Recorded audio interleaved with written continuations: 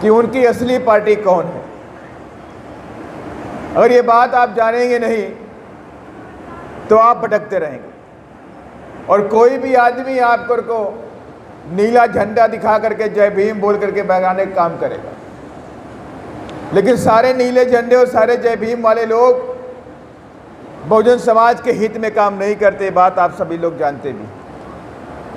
अगर इस नीले झंडे वाले और जय भीम करने वाले लोग, सारे लोग इस बहुजन समाज के हित में काम करने वाले होते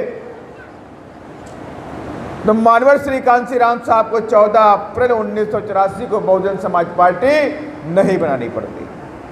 ऐसा नहीं है कि जय भीम बोलने वाले उस वक्त भी लोग नहीं थे, जय भीम बोलने वाले उस वक्त भी लोग थे, नीला झंडा लेकर चलने वाले उस वक्त भी लोग थे, लेकिन उसके बाद भी मानवर श्री कांशीराम साहब को लग गया था कि अगर इस देश के अंदर बाबा साहब के सपनों को अगर पूरा करना है तो हमें हर हालत में एक ऐसे प्लेटफॉर्म की ज़रूरत है जो इस देश के अंदर दबे कुचले वंचित समाज की आवाज़ बने और इस वंचित समाज के लोगों को इस देश के अंदर हक अधिकार दिलाए और बाबा साहब के संविधान को लागू कर सके। और ये बात बाबा साहब भी जानते थे कि हम जो अधिकार बना करके अपने बच्चों को दे करके जा रहे हैं, इनको जो हमने आज़ादी दे रखी है, इस देश के अंदर मान सम्मान के साथ में जीने का अधिकार दे रखा है, ये अधिकार लंबे समय तक तभी चलेंगे जब इनके हाथों में राजनीतिक सत्ता, राजनीतिक पावर हाथों में आने वाली होगी। अगर ये राजनीतिक पावर इनके हाथों में नहीं होगी तो लंबे समय तक इस देश के अंदर जो मैंने अपने पूरे जीवन भर संघर्ष करके जो कुछ भी मैंने इनको दिया है वो सब खत्म हो जाएगा। और इसीलिए बाबा साहब डॉक्टर अम्बेडकर ने अपने जीवन में रहते रहते तमाम तरह के राजनीतिक प्रयास किए कि राजनीतिक रूप से हमें अपने पैरों में खड़ा कर सकें। और इसके लिए बाबा साहब ने शेड्यूल कास्ट फेडरेशन बनाया, DCF बनाई, Indian labour party, independent labour party बनाई, तमाम तरह के राजनीतिक संगठन भी बनाए, तमाम तरह के सामाजिक संगठन भी बनाए, और उनका मकसद एक ही था कि हर हालत के अंदर मैं अपने बहुजन समाज के लोगों को राजनीतिक तौर से मजबूत कर सकूं। और ये बाबा साहब की इच्छा थी। मैं इस बात को इसलिए कह रहा हूं कि बहुजन समाज के लोगों ने अगर इस देश के अंदर राजनीति सीखी है तो ये देन बहुजन समाज पार्टी की है सर। इसके अलावा अगर मैं कहूं 1984 के पहले अगर आप जाएं तो मेरी समझ से यहाँ बैठे हुए किसी भी लोग के घर में, किसी के घर में कोई नेता नहीं पैदा होता था। ये मैं सही कह रहा हूँ या मैं गलत कह रहा हूँ? किसी ने सोचा था कि हम अपनी पार्टी बनाएंगे और इस देश के तीसरे नंबर की पार्टी बन जाए? किसी ने सोचा नहीं था। लेकिन बहुजन समाज पार्टी बनाई, मानवर श्री कांशीराम साहब ने पूरे जीवन भर संघर्ष किया और उनके साथ में आदरणीय बहन जी ने पूरे जीवन भर संघर्ष किया। 21 साल की उम्र में बहन जी ने अपने घर बार को छोड़ दिया और घर बार को छोड़ करके एकमात्र काम में लग गई, बहुजन समाज पार्टी को मजबूत करना है और मेरे बहुजन समाज को इनको अपने पैरों पे खड़ा करके इनको हुक्मरान बनाना है। इस बात पे आदरणीय बहन जी ने पूरा जीवन लगा दिया और 21 साल की उम्र में घर बार को छोड़ दिया। आप सभी लोग जानते हैं कि जब बहन जी ने घर बार छोड़ दिया तो घर वालों भी बहन जी ने रोकने का प्रयास किया कि आप अगर घर में रहना है तो पार्टी का काम नहीं करना है, अगर आप पार्टी काम करना चाहती हैं तो आपको घर न छोड़ना पड़ेगा। तो हमारे यहाँ बहन जी ने तुरंत डिसीजन लिया कि मेरा समाज और मेरी पार्टी है, मैं इस पार्टी के जरिए मैं अपने समाज को इस देश का हुक्मरान बनाना चाहती हूँ। आज से मेरा घर, मेरा ये बहुजन समाज होगा और मैं आज से घर छोड़ देती हूँ। और माननीय बहन जी ने घर छोड़ दिया और घर छोड़ने के बाद बहन जी ने पूरे जीवन भर संघर्ष किया, शादी भी नहीं की, इसलिए कि मेरा बहुजन समाज के लिए काम करना है, जीवन भर काम करना है, परिवार में नहीं फंसना है और उस काम को आगे बढ़ाती रही। और ऐसे नहीं है, आज भी इस देश के अंदर बहुजन समाज पार्टी के एक हक है, हनक है, ताकत है।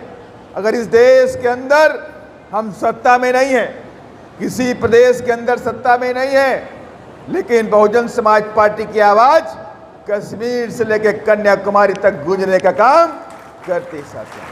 अगर बहन जी का कोई मामले में प्रेस कॉन्फ्रेंस होती है, अगर बहन जी का कोई ट्वीट आता है तो इस देश के प्रधानमंत्री को भी सोचना पड़ता है और उस प्रदेश के मुख्यमंत्री की भी सोचना पड़ता है कि बहन जी ने कोई बात कही है उसको संज्ञान में लेना चाहिए साथियों। और ऐसे नहीं है आज ये ताकत आदरणीय बहन जी की बनी है, तो ये ताकत आज ऐसे नहीं बनी है, इसके पीछे लंबा जीवन का संघर्ष उनके साथ में साथियों है, तब जा करके ये ताकत बनी है। और इसलिए मैं आप सभी लोगों से कहना चाहता हूं कि बहुजन समाज पार्टी का एकमात्र उद्देश्य है कि इस देश के अंदर हम बाबा साहब के संविधान को बचाएं और बाबा साहब के संविधान को इस देश में लागू करें। अभी हमारे बीच में वक्तागण बात कर रहे थे, उन्होंने कहा कि अभी आदिवासी के सर पे पेशाब की गई। कोई आदिवासी बैठा है कि नहीं बैठा? कोई आदिवासी शायद नहीं बैठा, बैठे पीछे। आदिवासी के सर पे पेशाब की गई। ये छोटी मोटी घटना नहीं है, ये छोटी मोटी घटना नहीं है कि आपके सर पे कोई पेशाब कर दे, छोटी मोटी घटना नहीं है। और वो कौन है? और वो कौन था? वो भारतीय जनता पार्टी का नेता था जिसने आदिवासी के सर पे पेशाब कर दी। सर, अरे इस देश को आज़ाद हुए 1950 में देश आज़ाद, 26 जनवरी 1947 को देश आज़ाद हुआ और 1950 को 26 जनवरी 1950 को संविधान लागू हुआ और 15 अगस्त 1947 को देश आज़ाद हुआ। और उसके बाद इस देश में संविधान लागू हो गया और जिस संविधान ने हमें बराबरी का हक दिया, इस देश में रिजर्वेशन का हक दिया, नौकरी का अधिकार दिया, शिक्षा का अधिकार दिया, मान सम्मान का अधिकार दिया, लेकिन उस संविधान के होने के बावजूद भी आज आदिवासी के सर पे पेशाब की जाती है। आदिवासी के सर पे पेशाब की जाती है, तो इसके पीछे कौन लोग हैं? इसके पीछे दोषी अगर कोई है तो इस देश में लंबे समय तक राज करने वाली कांग्रेस और बीजेपी के लोग साथी। अगर एक कांग्रेस और बीजेपी के लोगों ने बाबा साहब के संविधान को लागू कर दिया होता तो किसी के हिम्मत नहीं होती कि एक आदिवासी के सर पे कोई पेशाब कर देता। साथियों, किसी की हिम्मत नहीं होती। लेकिन बात तो यही है कि देश में लंबे अरसे तक देश में कांग्रेस ने राज किया और कांग्रेस ने भी कोई काम नहीं किया। आप देखिए पूरे प्रदेश के अंदर, पूरे देश के अंदर दलितों की बच्चियों के साथ बलात्कार होता है, उनका मर्डर होता है, गरीबों के बच्चियों के साथ बलात्कार होता है, उनका मर्डर होता है, युवाओं का मर्डर होता है। मैं कई घटनाओं में गया, अभी 4 दिन पहले मैं एक घटना में गया, करौली की घटना में गया। बच्ची का बलात्कार हुआ, उसको गोली मार दी और उसके चेहरे को तेजाब से जला दिया, उसके चेहरे को तेजाब से जला दिया और शरीर को, बॉडी को उठा के कुएं में फेंक दिया। और कौन गया? वहां बहुजन समाज पार्टी के सिपाही वहां संघर्ष करने के लिए पहुंचे और उसको न्याय दिलाने के लिए पहुंचे। उसको इसीलिए कि तमाम पार्टियां आज बहुजन समाज पार्टी को कमजोर करने में लगी। तमाम तरह के प्रयास हुए कि बहुजन समाज पार्टी खत्म की जाए, तमाम तरह के प्रयास हुए कि बीएसपी को कमजोर किया जाए, लेकिन आज भी बीएसपी कमजोर नहीं। आज भी बीएसपी का नीला झंडा, हाथी निशान पूरे देश में पूरी ताकत के साथ में आपको दिखाई पड़ता है। आज भी बहुजन समाज पार्टी के कार्यकर्ता पूरी ताकत के साथ में कश्मीर से लेकर कन्याकुमारी तक दिखाई पड़ते हैं। और इसलिए मैं आप सभी लोगों से कहना चाहता हूं, ये बहुजन समाज पार्टी, ये पार्टी बाद में मिशन और मूवमेंट पहले। तमाम मेरे साथी बैठे हुए, मैंने क्यों कहा ये कि बहुजन समाज पार्टी बाद में है और मिशन और मूवमेंट पहले। और मिशन मूवमेंट क्या है? मिशन मूवमेंट ये है कि इस देश के अंदर जो हमारे महापुरुष रहे, चाहे वो महात्मा फूले, चाहे वो छत्रपति साहू जी महाराज, चाहे बाबा साहब डॉक्टर भीमराव अम्बेडकर, चाहे संत रविदास, संत कबीर, इन सभी लोगों की, महापुरुषों की विचारधारा को लेकर चलने वाली पार्टी कोई अगर है तो बहुजन समाज पार्टी है। इसलिए मैंने कहा ये मिशन मूवमेंट है। और बहुजन समाज पार्टी का उद्देश्य क्या है? बहुजन समाज पार्टी का उद्देश्य एकमात्र है कि इस देश में बाबा साहब के संविधान को 100% लागू कर देना। ये बड़ी बात मैंने बोली। बहुजन समाज पार्टी का उद्देश्य इस देश में सामाजिक परिवर्तन करना और आर्थिक मुक्ति का आंदोलन चलाना इस देश के अंदर बहुजन समाज पार्टी का उद्देश्य है।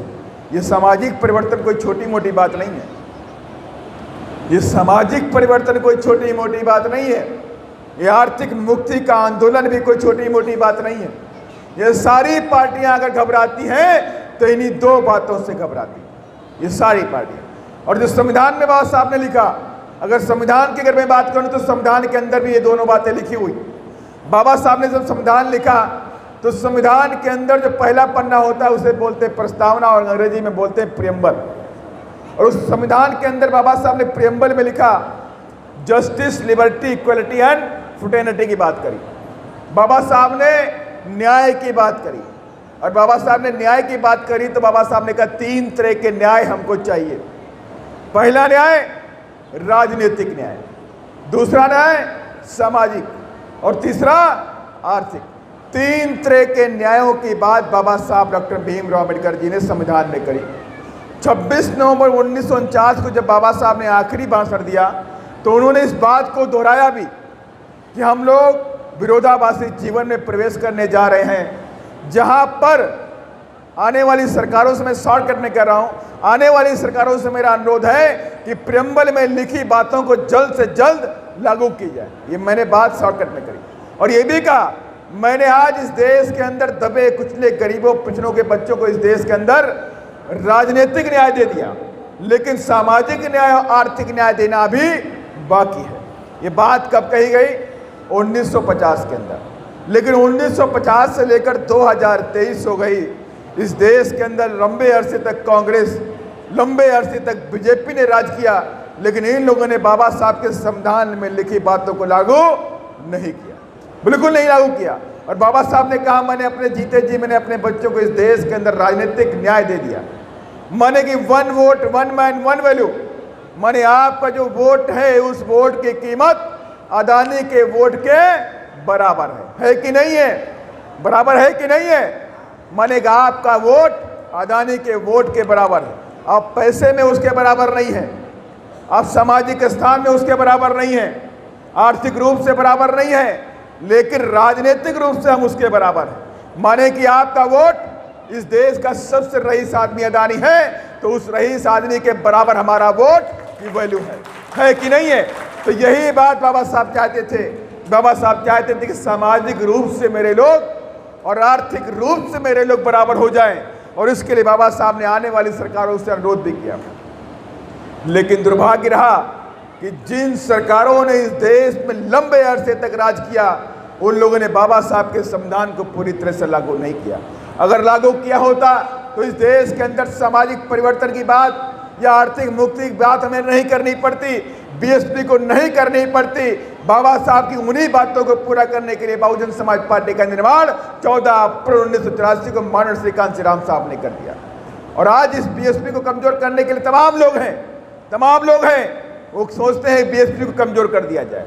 दुश्मन हर बार हम पे हमला करता है, लेकिन बीएसपी का बाल बांका कभी नहीं कर पाता। और ये नहीं है कि पहली बार हो रहा है, इससे कई बार पहले जब बाबा साहब डॉक्टर अम्बेडकर संघर्ष कर रहे थे तो उस वक्त भी बाबा साहब को रोकने के लिए तमाम नेता कांग्रेस ने पैदा कर दिए थे। तमाम नेताओं को कांग्रेस ने पैदा कर दिया, उनको गृह मंत्री बनाया, किसी को डिप्टी सीएम पीएम बनाया, सब कुछ उसने किया, लेकिन बाबा साहब का बाल बांका भी नहीं कर पाए। और बाबा साहब की छवि पूरे देश में बढ़ती चली गई साथियों। और आज भी विरोधी पार्टियां जितना भी कोशिश कर ले कि हम बीएसपी को कमजोर कर देंगे, तो उनसे कहना चाहता हूं आप छतरपुर की इस मीटिंग में आकर के देख लो, तुम्हारे मंसूबे फेल नजर आते हैं। या बीएसपी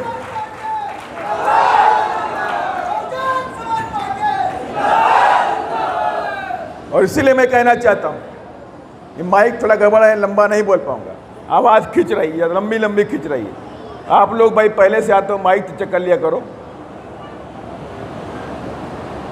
मेरा तो इच्छा थी 1 घंटा 2 घंटे आने वाला 2023, ये 2023 हमारे लिए अहम होगा और 2024 भी हमारे लिए अहम होगा। ये 2023 और 2024 ये हमारे संविधान को बचाने की जंग होने वाली है। ये सत्ता का महासंग्राम होने वाला है और 2023 इसका सेमीफाइनल और 2024 इसका फाइनल होने वाला है। केंद्र में बैठी सरकार हमारे संविधान पे हमला कर दी और धीरे धीरे हमारे संवैधानिक अधिकारों को उसने खत्म कर दिया। हमारे रिजर्वेशन को खत्म कर रही है, हमारी शिक्षा के अधिकार को खत्म कर रही है। तो हर हालत में हमको दोबारा इस देश में गुलाम बनाने के प्रयास में लगी हुई है। और यही नहीं, केंद्र में बैठी सरकार के कई मंत्रियों ने बोला है कि हम जल्द से जल्द संविधान को बदलेंगे और नया संविधान लागू करके आएंगे। तो उनकी अगर ये मंशा है तो ये मंशा बड़ी खतरनाक है। लेकिन मैं उनसे कहना चाहता हूं कि बहुजन समाज पार्टी के माननीय श्री कांशीराम साहब ने आज नहीं, जब वो थे तो उन्होंने अमरोहा की रैली में एलान कर दिया था कि संविधान के सम्मान में बीएसपी मैदान। और आज भी मैं कहता हूं कि उस माननीय कांशीराम साहब की उन बातों पर आज भी बहुजन समाज पार्टी अडिग है। और केंद्र की सरकार से बोलना चाहता हूं, अगर आपने कोई ऐसे मंसूबे पाल रखे हैं तो उन मंसूबों को निकाल दीजिए। और बहुजन समाज का एक एक कार्यकर्ता, एक एक सिपाही गोली खाने को तैयार है, लेकिन अपने संविधान पे आंच आने नहीं देने वाला है।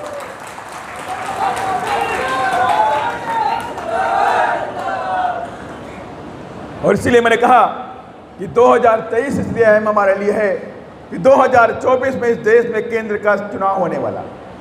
2024 में इस देश में प्रधानमंत्री बनेगा और 2024 में प्रधानमंत्री वही बनेगा जो 2023 की जंग को जीत के दिल्ली की तरफ बढ़ जाएगा। और 2023 हमारे लिए अहम है।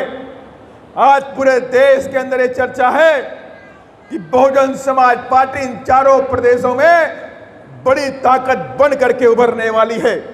और यही नहीं, यहाँ की मीडिया ने भी बोला है कि आने वाले 2023 के चुनाव में सत्ता की चाबी बीएसपी के हाथों में आने वाली है। ये मैं नहीं बोल रहा हूं, वो लोग बोल रहे हैं। उन्होंने साफ इस बात को भांप लिया कि इस बार बीएसपी कोई बड़ा कारनामा मध्य प्रदेश में करने वाली साथी। और इसके लिए हमने प्रयास भी किए हैं, कई प्रयास हमने किए।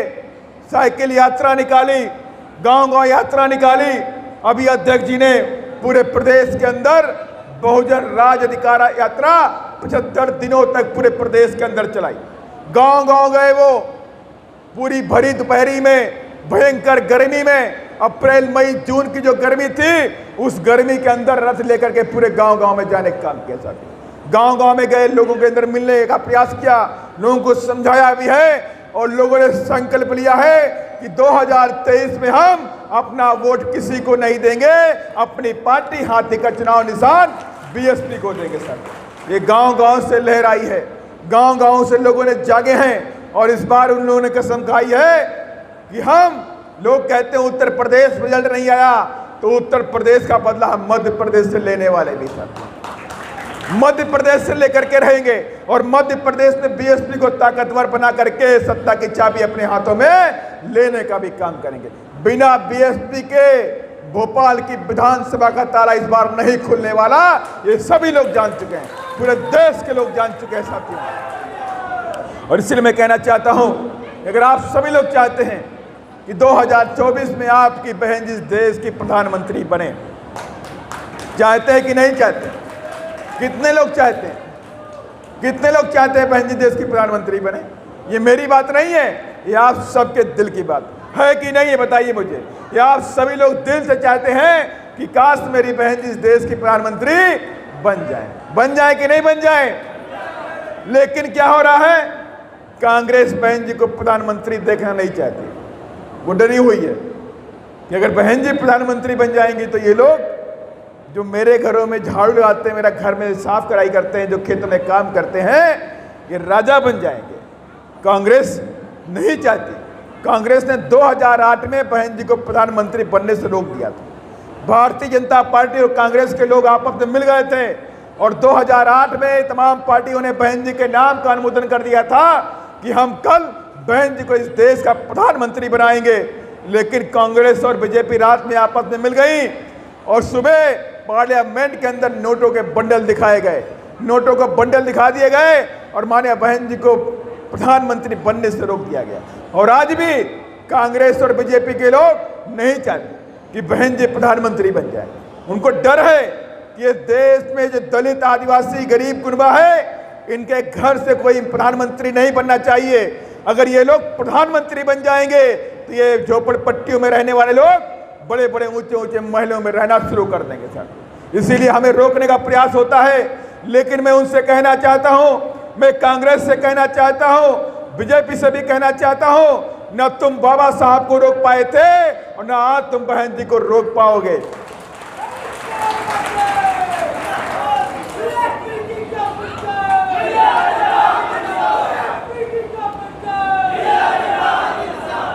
तुम बाबा साहब को रोक नहीं पाए थे, ना आज बहन जी को रोक पाओगे।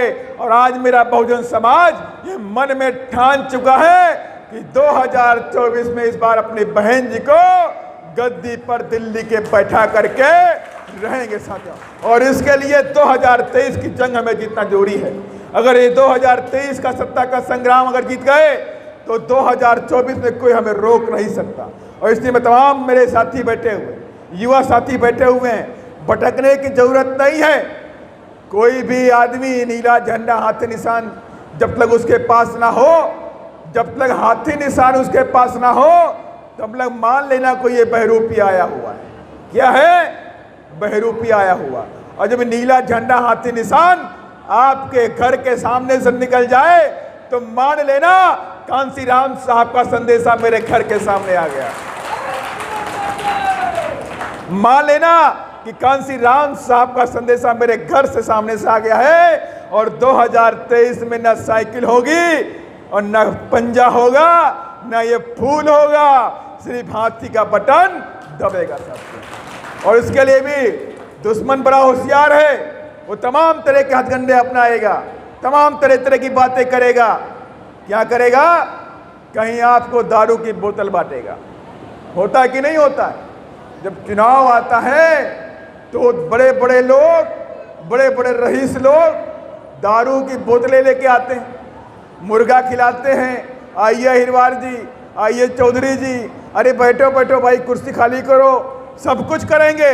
दारू की बोतल भी देंगे, मुर्गा मटन चिकन भी खिलाएंगे, 500 रुपया जेब में धर देंगे और कहेंगे भैया कल परसों चुनाव होने वाला है, देख लेना। लेकिन गलती नहीं करना। ये गलती 75 सालों से करते चले आ रहे हो, ये गलती खत्म कर देना। इस बार हाथी के बटन को दबा देना और कह देना कि हम 500 रुपए में अपने वोटों को बेचने वाले नहीं हैं। इस बार मध्य प्रदेश का राजपाट अपने हाथों में लेने की तैयारी कर चुके हैं साथियों। और इसलिए मैं आप सभी लोगों से भी कहना चाहता हूं कि मेरी माताएं बहनें बैठी हुई हैं, ये आप लोगों की भी जिम्मेदारी बनती है। कहीं गलती से घर में कोई आपके चिकन मटन दे के जाए तो उस चिकन मटन को बाहर फेंक देना और कह देना नहीं, इस बार सिर्फ हाथी, इस बार सिर्फ हाथी को वोट देंगे, आपके चिकन मटन को वोट नहीं देने वाले। वैसे हमें पूरी उम्मीद है कि छतरपुर में इस बार हम कई विधायक बना करके भोपाल भेजने वाले हैं साथियों, कई विधायक भोपाल भेजने वाले हैं। लेकिन इसके लिए दुश्मन और भी काम करेगा।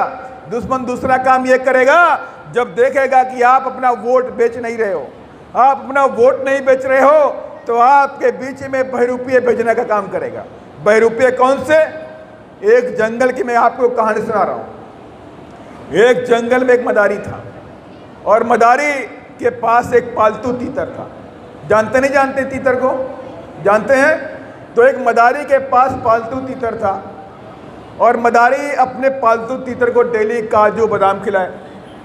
और जब जंगल में गया तो उसने अपने तीतर को निकाल के छोड़ दिया और तीतर वहाँ पर आवाज़ निकालनी शुरू कर दी।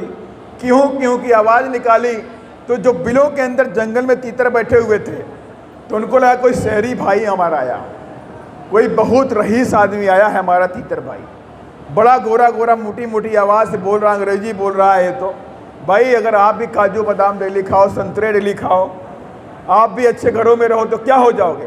तो आप भी गोरे गारे हो जाओगे। होगे नहीं होगे? होगे कि नहीं होगे? तो वही हाल तीतर का था। वो डेली काजू बादाम संतरे मुनिक्का खा करके वो मोटा हो गया, खूब गोरा चिट्टा हो गया, अंग्रेजी बोलना शुरू कर दिया। जब जंगल में गया तो उसने अंग्रेजी में बोला, भाइयों आ जाओ, ब्रदर आ जाओ, आओ प्लीज कम कम कम। सारे तीतर अपनी बिलों से निकल के आ गए। कहा कोई शहरी बाबू आया, देखो क्या कह रहा है। सारे तीतर जब उस तीतर के पास पहुंचे तो देखा वहां पर मदारी आ गया। तीतर तो भाग नहीं पाए। जब तीतर तो वहां पर मदारी ने पहले जाल बिछा दिया था, मदारी ने जाल बिछा दिया, अपने तीतर को बैठा दिया और जंगली तीतर आकर उस जाल में सारे के सारे फंस गए। मदारी आया, अपने तीतर को उठाया, उसको काजू बादाम खिलाया, अपने झोले में रख लिया उसको, और जंगली तीतरों को पकड़ के वहीं काट कूट के उसने बनाकर सब्जी खूब आराम से खाई। तो ऐसे पालतू तीतर भी आएंगे, पालतू तीतर चुनाव में आएंगे। वो कहेंगे मैं अहिरवार समाज का अध्यक्ष हूं, बोलेंगे नहीं बोलेंगे? कोई कहेगा मैं साकेत समाज का अध्यक्ष हूं, कोई बोलेगा मैं जाटव समाज का अध्यक्ष हूं, तो कोई बोलेगा मैं तुम्हारा मामा हूं, कोई बोलेगा मैं तेरा फूफा हूं, कोई बोलेगा मैं तेरा चाचा हूं, कोई बोलेगा तेरा नानी हूं, कोई नाना बोलेगा। तो इस तरह के बहरूपिया आएंगे आपके बीच में और आपको बहकाने का काम करेंगे। अरे भाई बीएसपी तो कमजोर है, कहेंगे नहीं कहेंगे? बीएसपी तो कमजोर है, बीजेपी को रोकना है तो कांग्रेस को वोट कर दो। ये बातें वो फैलाने काम भी करेंगे और उसमें वो लोग भी शामिल होंगे जो पढ़े लिखे गुलाम हैं, जिनको बाबा साहब ने कहा था जिनकी वजह से मेरा मिशन मूवमेंट पीछे रह गया, वो आज भी जिंदा है। वो आज भी ऐसे लोग, पढ़े लिखे लोग जिंदा हैं जो बाबा साहब के अगेंस्ट में काम करते हैं, उनकी विचारधारा के अगेंस्ट में काम करते हैं। तो वो लोग आपके बीच में आएंगे और बोलेंगे कि भाई बीएसपी कमजोर है, बीजेपी को रोकना है तो कांग्रेस को वोट कर दो।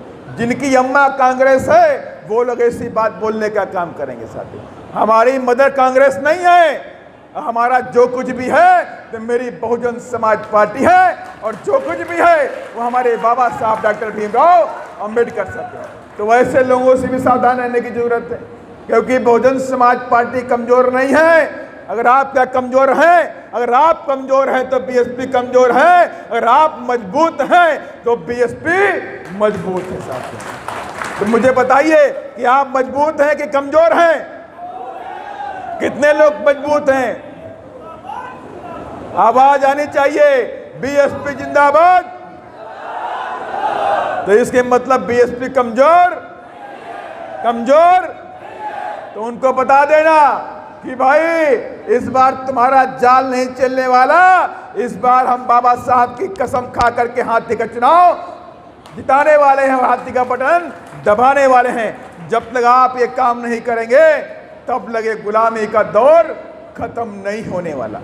जो महापुरुषों की जो इच्छा थी वो पूरी नहीं होने वाली। इसलिए महापुरुषों की अगर इच्छा पूरी करनी है तो बीएसपी को इस बार ताकत में लाना है।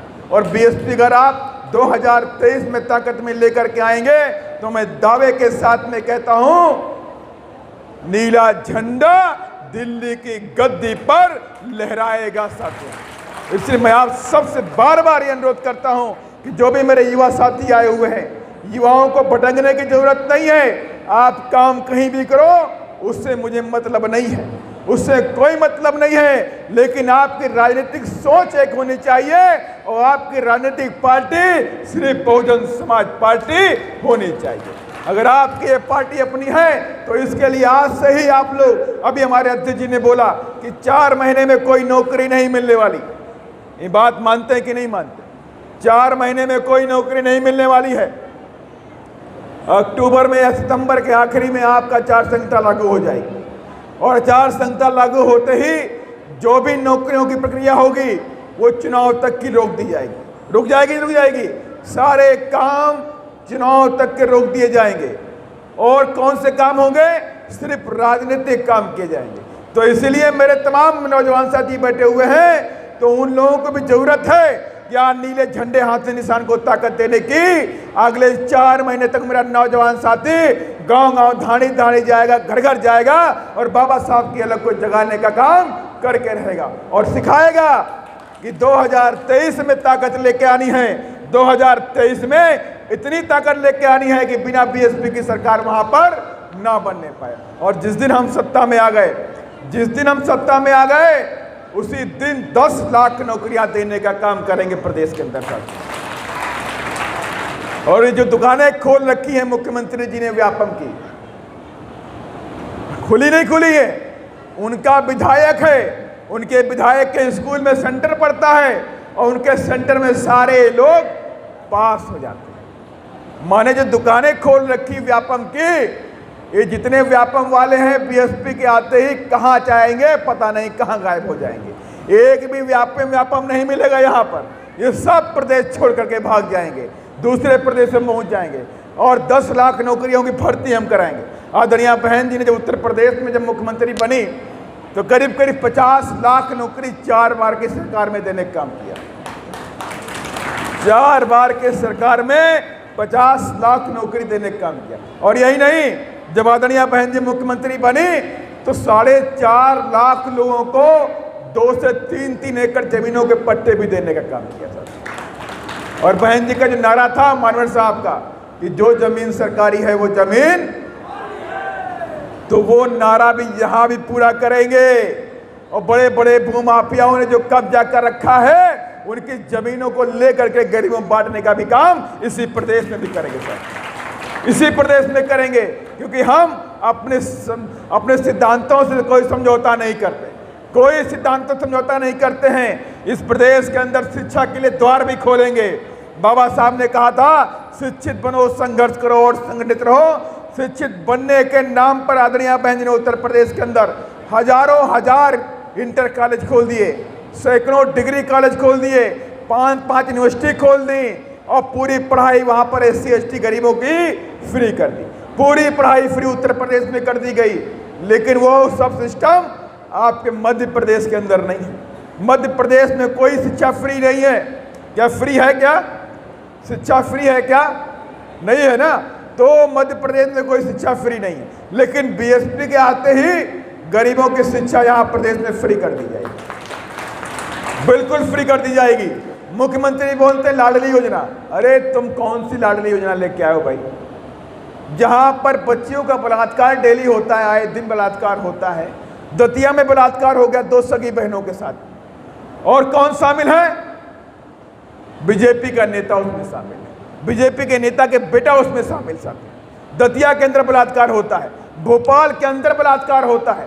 भोपाल के अंदर हर महीने करीब 80 से 100 बच्चे गायब किए जाते हैं। तो बच्चे कहाँ जा रहे हैं? आज की न्यूज़ है शायद मेरी समझ से, आज ही अखबार में आया है 80% जो बच्चे गायब होते हैं उसमें लड़कियां होती हैं। और सरकार सो रही है, सरकार सो रही है। ये जगने वाली नहीं है। ये सरकार सिर्फ अमीरों के लिए काम कर रही है, उनके लिए काम कर रही, धन्ना सेठों के लिए काम कर रही है। गरीबों के लिए काम कोई सरकार नहीं कर रही। अगर गरीबों के लिए काम करती तो व्यापम जैसे घोटाले प्रदेश के अंदर हिम्मत नहीं होती करने के साथ। लेकिन उसके बाद भी कोई भी एक्शन नहीं होता, कोई एक्शन नहीं होता है। लाडली योजना की बातें करते हो तो मैं आपको चैलेंज करता हूं कि आप हर जिले में 2 महिलाओं को टिकट देने का काम करो, 2 महिलाओं को टिकट देने का काम करो। और मैं चैलेंज देता हूं कि अगर आप इस प्रदेश के अंदर गुंडागर्दी खत्म करना चाहते हैं तो किसी भी अपराधी को टिकट मत दीजिए। और मैं चैलेंज करता हूं कि बीएसपी किसी अपराधी को कोई एक भी टिकट देने का काम नहीं करेगी। आप भी बोलिए कि आप भी बोलिए वहां से कि भारतीय जनता पार्टी, कांग्रेस की पार्टी एक भी अपराधी को टिकट देने का काम नहीं करती है। लेकिन बात इनकी वो नहीं है, बात उनकी ये है ये दलितों, पिछड़ों, गरीबों पर राज करना है तो उन्हें गुंडे मवालियों का साथ चाहिए होगा सर, उन्हें गुंडे मवालियों का साथ चाहिए होगा। लेकिन बीएसपी कहती है कि मुझे राज करने के लिए कोई गुंडे मवाली नहीं चाहिए और मुझे तो बाबा साहब का संविधान काफी है हमारे लिए। बाबा साहब के संविधान को लागू करेंगे।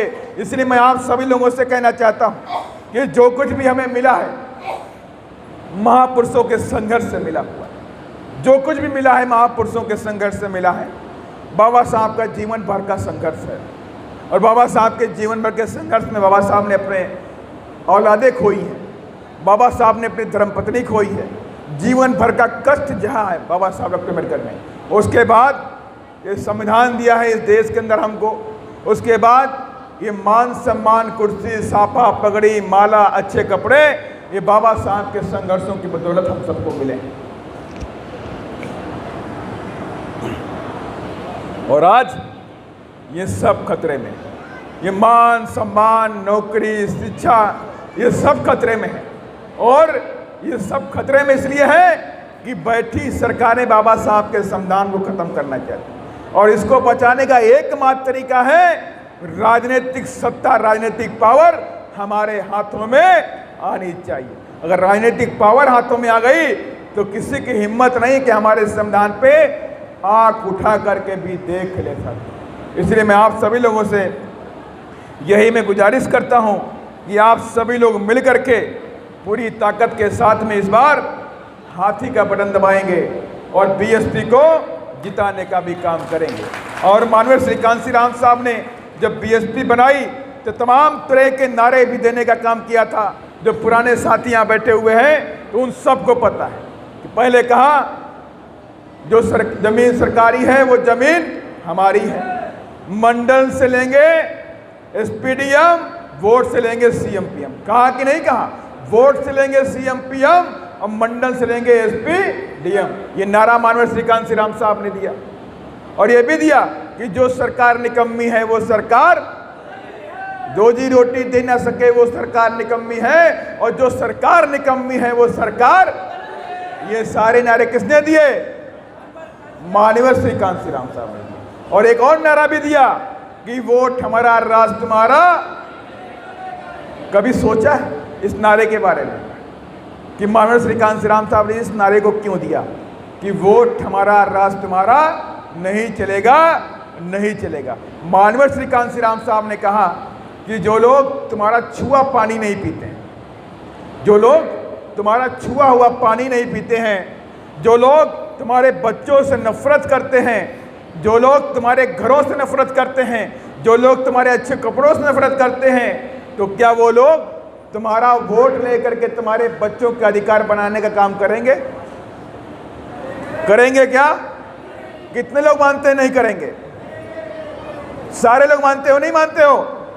माने वो हमारा वोट तो लेंगे लेकिन हमारे हक के लिए कोई काम नहीं करेंगे। अगर उन लोगों ने हमारे हक के लिए काम किया होता तो बाबा साहब ने संविधान में आर्टिकल 15 लिख दिया है, वो आर्टिकल 15 लागू कर दिए होते हैं।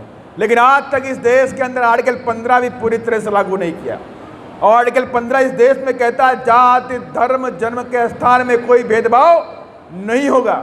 लेकिन इस छतरपुर में, इस बुंदेलखंड में भेदभाव होता है।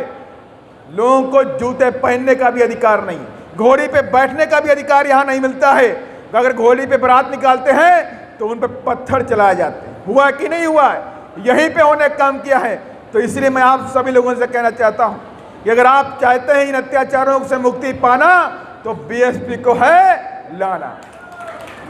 अत्याचारों से मुक्ति पाना है तो बीएसपी को लाना है। इसलिए माननीय श्री कांशीराम साहब ने ताकि वोट हमारा राज तुम्हारा नहीं चलेगा, नहीं चलेगा। ये ऐसे नारे नहीं बने हैं, ये नारे ऐसे हैं, इन नारों से ही हमारे अंदर एक जवानी, एक जोश, एक जुनून पैदा करते हैं और लड़ने के लिए प्रेरित भी करते हैं। और हम 100% अपने महापुरुषों के इस वादे को पूरा करेंगे।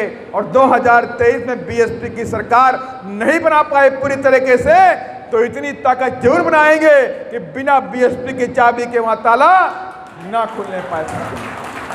और इसलिए मैं अपनी बात को खत्म करने से पहले मैं आप सभी लोगों से कहना चाहता हूं, नौजवानों से खास तौर से कहना चाहता हूं, समय नहीं है, अब समय नहीं है। उठो साथियों, समय नहीं है शोभा और श्रृंगार का। उठो साथियों, समय नहीं है शोभा और श्रृंगार का। दंभ भरो, यलगार करो सत्ता के महासंग्राम का साथी। और हमें पूरी आशा और विश्वास है कि आप सभी लोग मिलकर के हम बाबा साहब के सपनों को पूरा करेंगे, बीएसपी को सत्ता में लाने का पूरी ताकत लगाएंगे। इन्हीं सब बातों के साथ मैं अपनी बात को खत्म करता हूं। जय भीम, जय भारत, धन्यवाद।